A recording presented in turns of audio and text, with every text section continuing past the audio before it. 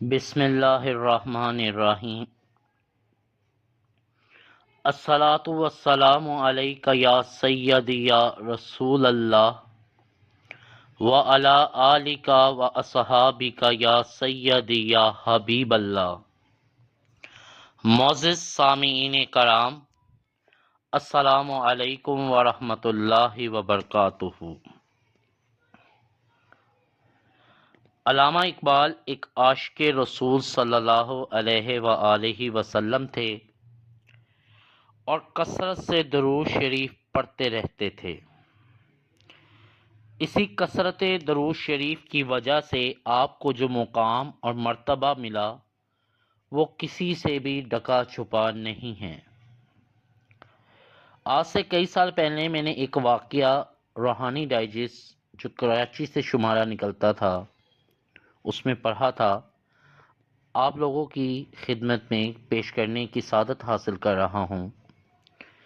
کشمیر سے ایک نوجوان پیرزادہ 1920 میں علامہ محمد اقبال رحمۃ اللہ علیہ سے ملنے لاہور آیا، اور علامہ محمد اقبال رحمۃ اللہ علیہ کو دیکھتے ہی اس نے رونا شروع کر دیا، اور آنسوؤں کو ایک ایسی جری لگی جو تھمنے کا نام نہ لیتی تھی۔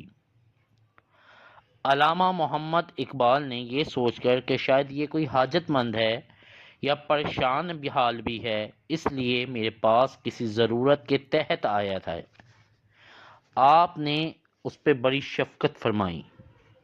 تو اس نوجوان پیرزادے نے کہا، مجھے کسی امداد کی ضرورت نہیں، مجھ پر اللہ تعالیٰ کا بڑا فضل و کرم ہے۔ میرے بزرگوں نے اللہ تعالیٰ کی ملازمت کی اور میں ان کی پینشن کھا رہا ہوں۔ سبحان اللہ۔ میرے رونے کی اصل وجہ تو خوشی ہے، کوئی غم نہیں ہے۔ میں سری نگر کے ایک گاؤں کا رہنے والا ہوں۔ ایک دن عالم کشف یعنی نیم بیداری کی حالت میں دیکھا کہ رسول کریم صلی اللہ علیہ وآلہ وسلم کا دربار ہے اور نماز کی ادائیگی کے لیے صف بنائی گئی تھی، تو آپ صلی اللہ علیہ وآلہ وسلم نے فرمایا، محمد اقبال نہیں آیا؟ معلوم ہوا نہیں آیا۔ اس پر ایک بزرگ کو بلانے کے لیے بھیجا گیا۔ پھر تھوڑی دیر کے بعد ایک نوجوان آیا جس کی داڑھی نہیں تھی، رنگ گورا تھا، اور وہ اس بزرگ کے ہمراہ نمازیوں کی اس صف میں داخل ہو کر حضور نبی کریم صلی اللہ علیہ وآلہ وسلم کے دائیں جانب کھڑا ہو گیا۔ پیرزادے نے کہا، علامہ صاحب، آج سے پہلے نہ تو آپ کی شکل و صورت دیکھی تھی اور نہ ہی آپ کا نام معلوم تھا۔ کشمیر کے ایک بزرگ مولانا نجم الدین کی خدمت میں حاضر ہو کر انہیں خواب سنایا، لیکن انہوں نے بھی آپ کو کبھی نہیں دیکھا تھا، البتہ تحریروں کے ذریعے آپ کو جانتے تھے۔ اس کے بعد مجھے آپ سے ملنے کا شوق اور بڑھ گیا، اس لیے کشمیر سے سفر کر کے لاہور آیا ہوں، اور آپ کو دیکھتے ہی میری آنکھیں اشک بار ہو گئی، کیونکہ رب تعالیٰ کے فضل و کرم سے میرے کشف کی عالم بیداری میں بھی تصدیق ہو گئی ہے کہ بالکل کوئی فرق نہیں۔ اس کے بعد وہ پیرزادہ یہ واقعہ سنا کر کشمیر روانہ ہو گیا۔ اللہ اکبر۔ علامہ صاحب کو درود شریف کی برکت سے وہ مقام اور وہ مرتبہ حاصل ہوا جو کسی کو آج تک حاصل نہ ہو سکا۔ آپ رحمۃ اللہ علیہ حقیقت میں سچے عاشق رسول صلی اللہ علیہ وآلہ وسلم تھے، بلکہ آپ رحمۃ اللہ علیہ کی تحریروں میں سے بھی عشق رسول کی جھلک چھلکتی ملتی ہے۔ اللہ والو، علامہ اقبال رحمۃ اللہ علیہ کا یہ ایک عظیم مقام ہے کہ نماز کا وقت ہے اور نماز ادا نہیں کی گئی کہ میرا اقبال نہیں آیا۔ سبحان اللہ۔